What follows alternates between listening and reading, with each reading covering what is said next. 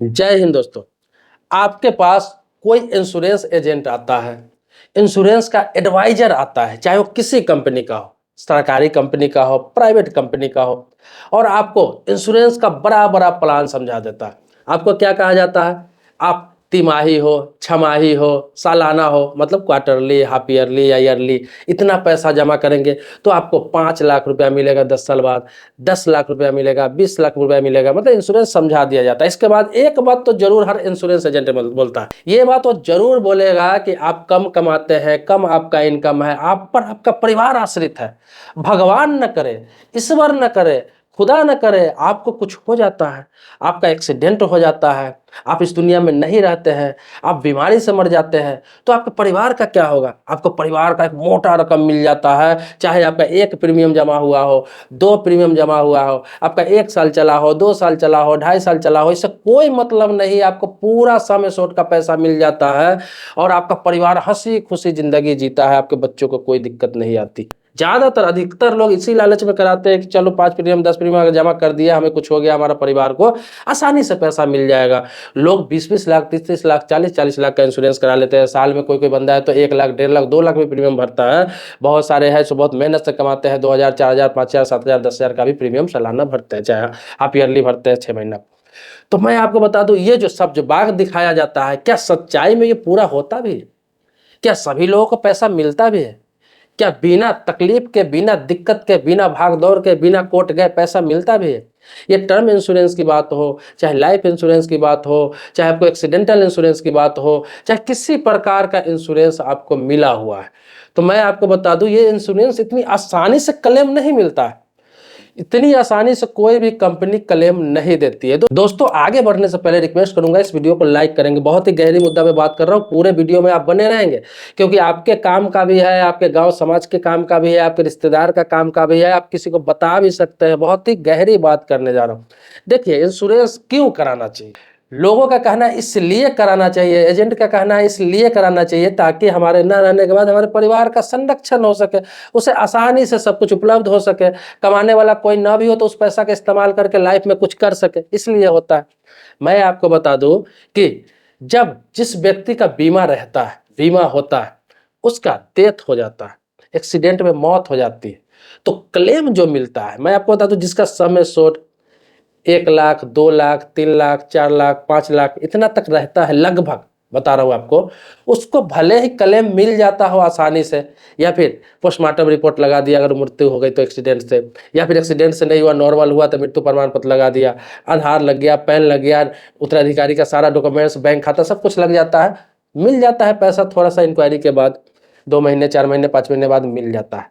लेकिन आपको बता दूं, जिसका रकम 10 लाख है, 15 लाख है, 20 लाख है, सम एश्योर्ड, उसके साथ क्या होता है वो आप समझ सकते हैं। आपके आसपास अगर कोई रहा होगा तो आपको पता लगा सकते हैं कि इतनी आसानी से कंपनी पैसा नहीं देती। कंपनी कोशिश करती है कि आपके इंश्योरेंस में कोई ना कोई कमी निकाल दिया जाए।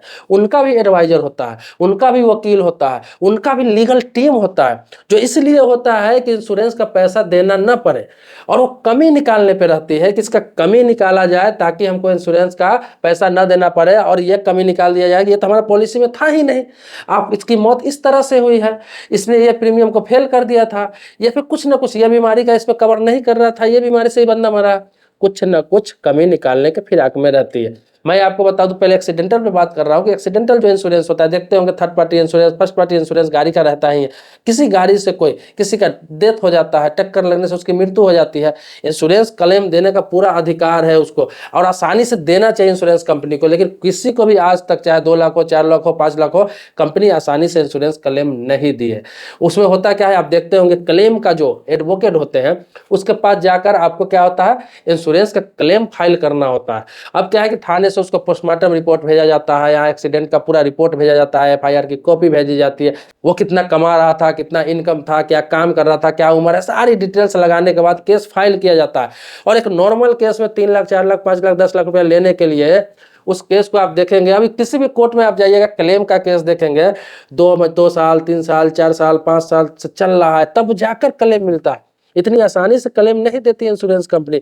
जब तक उस व्यक्ति का परिवार बिखर चुका होता है, बर्बाद हो चुका होता है, उसके बच्चे की पढ़ाई छूट चुकी होती है, उसका घर का हालात खराब हो चुका होता है, लोग अपनी पढ़ाई छोड़ के अपने काम में लग गए हुए होते हैं, घर में आर्थिक बदहाली आ चुकी होती है, तब जाकर उसे पैसे मिलते हैं, लड़ाई के बाद, कोर्ट कचहरी में दौड़ भाग करने के बाद भी।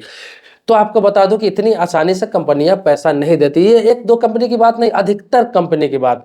आप किसी भी कंपनी का रेशियो उठाकर देखेंगे, क्लेम का रेशियो, तो कोई कंपनी दावा करती है कि 80% क्लेम आसानी से दे देता हूं, कोई कहती है 57%, कोई 60%, कोई 50%, कोई 40%, सबका क्लेम का रेशियो अलग अलग होता है। तो सब कहती है, लेकिन जो बचा, आपको बता दो, जो लोग हैं 20% बचे हुए हैं, 25% बचे हुए हैं, किसी कंपनी में 30% लोगों को जो नहीं मिला, वो क्यों नहीं मिला, क्यों नहीं मिला? उसमें इसी प्रकार से कमी निकाल दिया गया, और घर वाले के वकील ये साबित नहीं कर पाए कि वाकई में ये बंदा अपने जगह सही था, गलती इसका नहीं था, अब इसकी डेथ हो गए, कंपनी को इसको पैसा देना चाहिए। लेकिन कंपनी को तो भाई नहीं देना है, तो कोई ना कोई कमी निकालने की कोशिश करती है। अब जहां नहीं निकल पाता है, किसी भी कारणवश कोशिश करने के बाद भी नहीं निकल पाता है, तो वह मजबूरीवश कंपनी देती है क्लेम। देखिए, किसी इंश्योरेंस कंपनी को मैं बुरा नहीं कर रहा हूं, उंगली नहीं उठा रहा हूं, या फिर किसी इंश्योरेंस कंपनी का मैं नाम नहीं ले रहा हूं, लेकिन जब कोर्ट में जाएंगे तो आपको पता चलेगा कि अगर आसानी से दे देती है इंश्योरेंस कंपनी क्लेम, तो इतने जो केसेस चल रहे हैं 2 साल 3 साल 4 साल 5 साल से, जिनकी मौत एक्सीडेंट में हो गया, जिसका मौत ऐसे ही नॉर्मल हो गया, या फिर किसी प्रकार से मौत हो गया, अलग अलग तरह के उसके पास इंश्योरेंस थे, और उसको खुद अपना इंश्योरेंस का पैसा लेने के लिए कंपनी जितनी आसानी से समझाती है कि खुदा न करे, भगवान न करे, ईश्वर न करे, जो एजेंट है, एडवाइजर आके जो बोल देते हैं और बीमा करके आसानी से चले जाते हैं 1 घंटे में। तो जब 1 घंटे में बीमा करके जाते हैं, तो उसी प्रकार से कम 15 दिन, 1 महीने, 2 महीने में पैसा भी मिल जाना चाहिए था उसके मरने के बाद। परिवार को पालने पोसने में, भरण पोषण में काम आ जाता है पैसा। लेकिन लड़ के लेना पड़े, खुद का पैसा जमा करके, और उस व्यक्ति के न रहने के बाद उसकी वाइफ को, उसके बच्चे को, उसके माँ को, उसके बाप के, उसके घर वालों को कोर्ट से लड़ के पैसा लेना पड़े, ये कैसा है इंश्योरेंस? इसीलिए आजकल क्या है, आजकल जो भी लोग हैं, जितने भी मोटिवेशनल स्पीकर है, जितने बड़े बड़े इन्फ्लुएंसर है, वो यही राय देते हैं, और मैं भी आपको यही राय दूंगा कि इंश्योरेंस आप तभी कराएं जब आपके पास एक्स्ट्रा पैसा।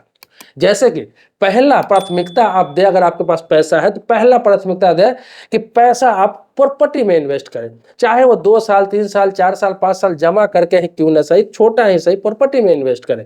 उसमें क्या होगा कि आपकी डेथ हो गई तो इंश्योरेंस वाला झंझट नहीं है, वो सीधा आपके उत्तराधिकारी को ही होगा, आपकी वाइफ है उसको होगा, आपकी बच्चे है उसको होगा, उसको प्रॉपर्टी पे अधिकार होगा। छोटा छोटा रकम गोल्ड में इन्वेस्ट कर सकते हैं। इसमें क्या है कि गोल्ड आपके घर में रहेगा, आपको कुछ हो गया तो आपके घर वाले उस गोल्ड को बेच भी सकते हैं, उस पर लोन भी ले सकते हैं, अपना घर में अपना संपत्ति रखा हुआ रहता है। इसके अलावा बहुत सारे, आपको बता दूं, एसआईपी के बारे में बराबर चर्चा करता रहता हूं, म्यूचुअल फंड में पैसा रख सकते हैं लंबे समय के लिए। आप रहे ना रहे, आपके घर वालों को अच्छा खासा ग्रोथ और रिटर्न मिल जाता है, इसमें ज्यादा आपको माथापच्ची नहीं करना पड़ता।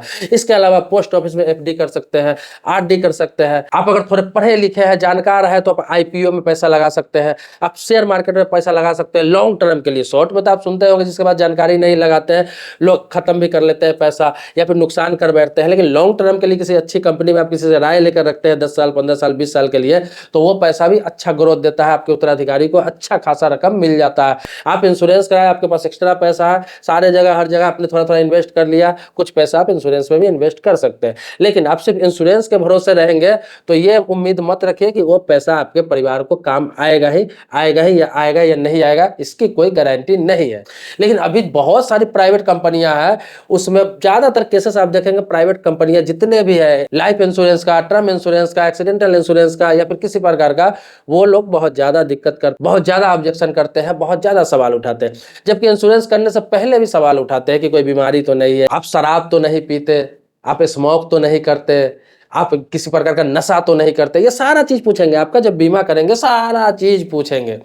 लेकिन इंश्योरेंस तो कर लेगा उस समय, सब पूछ के सारा फॉर्मेट में भर देगा पॉलिसी में। लेकिन वही जब व्यक्ति का डेथ हो जाता है, व्यक्ति की मृत्यु हो जाती है, चाहे किसी प्रकार से, जब क्लेम देने की बारी आती है, उस समय फिर से कोई ना कोई कमी निकाल दिया जाता है कि बीमार तो नहीं था, दारू तो नहीं पीता था, कोई नशा तो नहीं करता था, या फिर वाहन चला रहा था, गाड़ी लापरवाही से तो वाहन नहीं चला रहा था, खुद से तो बिल्डिंग से कूद के नहीं डेथ हो गया, मतलब सुसाइड तो नहीं कर लिया।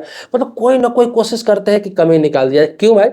जब पहले आपने सारा चीज़ पूछ के उसका बीमा किया, आपको नहीं करना है तो उसी समय सारा चीज़ पूछ लीजिए। अगर बंदा बता दे रहा है बीमा मत करो, बोलो कि तुम्हें क्लेम ही नहीं मिलेगा भाई, तुम्हारी हालात ठीक नहीं लग रही है, तुम नशा ज़रूर करते होंगे, उसका जाँच करा लो मेडिकल पहले ही, सारा चीज़ करा लो। अगर वो कर लेते हो बीमा, उसके बाद अगर कुछ करता है, कुछ होता है, तो वो ज़िम्मेवारी तुम्हारी है, क्योंकि तुमने इंश्योरेंस इसका किया है। तो आपको बता दूँ, बाद में जो ऑब्जेक्शन उठाते हैं उसके न रहने के बाद, तो उसको परिवार को भुगतना पड़ता है, उसकी वाइफ को भुगतना पड़ता है, उसके बच्चे को भुगतना पड़ता है। आप पहले ही सारा क्लियर कर लीजिए कि ये सारा चीज़ आप बताइए, आपका सारा चीज़ अभी ही जाँच हो जाएगा, और आपके न रहने के बाद 1 महीना या 2 महीने या 3 महीने के बाद क्लेम होगा और पास हो जाएगा आसानी से, कोर्ट कचहरी का कोई चक्कर नहीं रहेगा। तो ये सारे चोचले होते हैं इंश्योरेंस कंपनियों का। इंश्योरेंस कराए, मैं ये नहीं करा हूँ, नहीं कराए, लेकिन पहला प्राथमिकता आप कहीं न कहीं इन्वेस्ट को दे, चाहे वो मैंने बताया प्रॉपर्टी हो, गोल्ड हो, एसआईपी हो, म्यूचुअल फंड हो, या किसी प्रकार की कंपनी में कर रहे हैं, बिजनेस में कर रहे हैं, कहीं पर आप हाउसिंग प्रॉपर्टी में इन्वेस्ट कर रहे हैं, आप कमर्शियल प्रॉपर्टी में इन्वेस्ट कर रहे हैं, ये सबको प्राथमिकता दीजिए। आपके न रहने के बाद डायरेक्ट उनको एक हेल्प मिल जाता है आपके घर वालों को। लेकिन लोग इतना सोचते नहीं है, उन्हें जो समझाया जाता है, लोगों के द्वारा जो बताया जाता है वही करते हैं। आज अपने देश में देखिए धीरे धीरे विदेशी कंपनियां, जो इंश्योरेंस का विदेशी कंपनियां हैं, वो भी धीरे धीरे घुसती जा रही है। उन्हें पता है कि भारत के लोगों को मूर्ख बनाना बहुत आसान है। बाहर से आके यहाँ पे कंपनी चला रहे हैं, किसी के साथ मर्ज करके फिर अपना शेयर होल्डर बन के अपना कंपनी चला रही है, और खूब मजे से एकदम पैसे छाप रही है, कमा रही है, और गरीबों के बेचारा को वही पैसा लेने के लिए, अपना पैसा लेने के लिए कोर्ट कचहरी का चक्कर लगाना पड़ रहा है। दोस्तों, बहुत तरह की बातें मैं समय समय पर करता रहता हूँ। इन्वेस्टमेंट से संबंधित हो गया, फाइनेंस से संबंधित हो गया, लोन से संबंधित हो गया, इंश्योरेंस हो गया, बहुत सारे टॉपिक पर बात करता हूँ। आपके मन में कोई भी सवाल है, प्रश्न है, कुछ पूछना चाहते हैं, कुछ जानना चाहते हैं, किसी टॉपिक पर वीडियो चाहते हैं, कमेंट बॉक्स में आप जरूर लिखेंगे। आप मेरे सब्सक्राइबर पहले से हैं, तो इसके लिए कोटि कोटि धन्यवाद देता हूं, आभारी हूं आपका। लेकिन आपने सब्सक्राइब अभी तक नहीं कर रखा है चैनल को, तो सब्सक्राइब कर लीजिए, बगल में बेल घंटी है उसको भी दबा लीजिए, आपको वीडियो इसी प्रकार से मिलता रहेगा। मिलते हैं नेक्स्ट वीडियो में एक नए मुद्दे के साथ, तब तक के लिए शुक्रिया, धन्यवाद, जय हिंद।